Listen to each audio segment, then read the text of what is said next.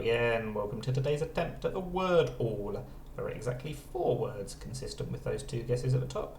We have to identify all of them. So they're all going to have an E in fourth and an I and a D somewhere.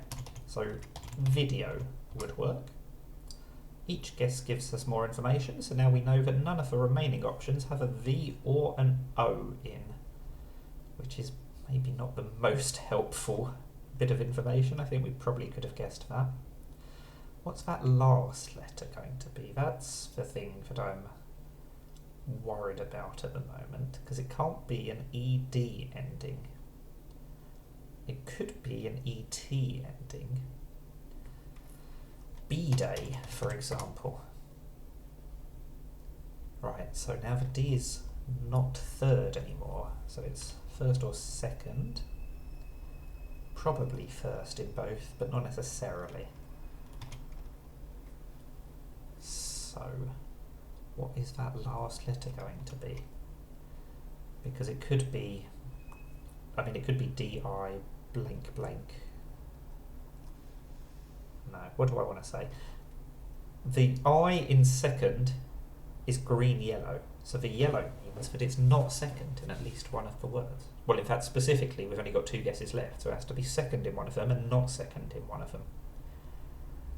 And the one where it's not second, it can't be first, it's not going to be last, so it's going to be D blank IE blank, or blank DIE blank. I still don't know what that last letter would be, which is not very helpful. We could have a duplicated E or I, but I cannot see how that's going to be useful. This is a tricky one. Trickier than they usually are. Index would almost have worked. We can't use the N and we can't have the I in first, but apart from that, I suppose my point is that I suppose we could have an X as the last letter, but it feels very unlikely. We could have a Y at the end, something like dimey. Dicey, I think, is a word, isn't it? That's how you spell it. There we go. Okay, so for D now has to be second. Oh, it's a Jew. What an uncommon set of letters that has. Right, that was a really tricky one. Not quite my slowest ever, but probably my second slowest ever. Very tricky today.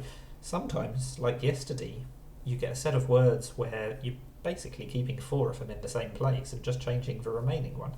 Whereas today we had almost a completely different word every time. So quite tricky. Very happy to get through it.